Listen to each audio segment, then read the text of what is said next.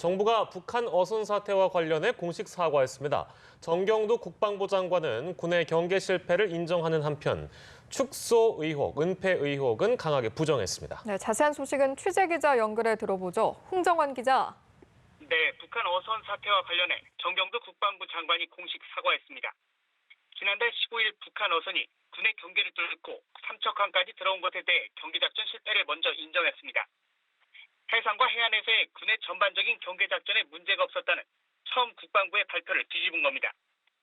군은 북한 어선이 북방 한계선 NLL을 넘어 우리 영해에 머물렀고 삼척항에 입항해 주민들이 112에 신고할 때까지 이를 알아차리지 못했는데요. 운영요원의 훈련 부족으로 군 레이더에 포착된 북한 어선을 제대로 식별해내지 못했고 열상 감시 장비 TOD는 먼 바다를 비추지 않았던 것으로 조사됐습니다. 해안을 지키는 소초 경계병들은 이 시간 미역 채취 중인 어민을 통제하느라 북한 어선이 입항하는 모습을 놓친 것으로 나타났습니다.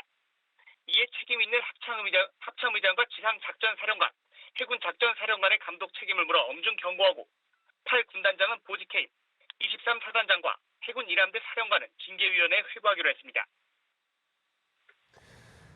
경계 실패보다 더 논란이 됐던 건 축소 은폐 의혹인데 결국 의혹을 인정하지 않았다고요? 네, 그렇습니다.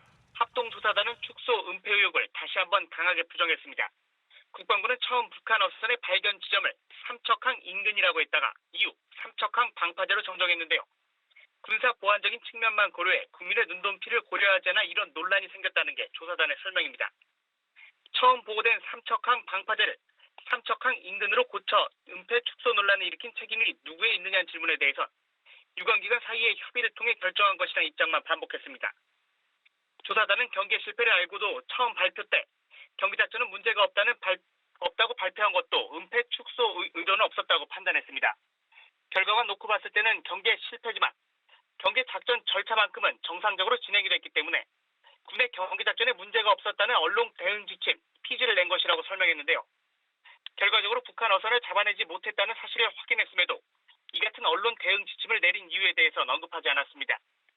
그러면서 그 과정에서 청와대 국가안보실 등의 개입은 없었다고 강조했는데요.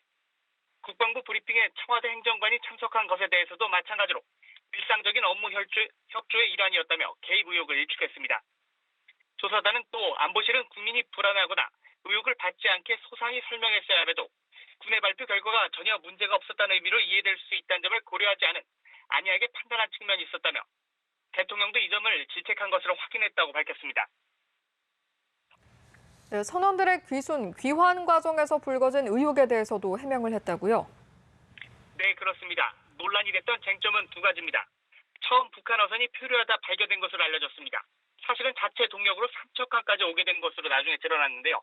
이 때문에 이번에도 군의 축소 은폐 의혹이 불거졌습니다.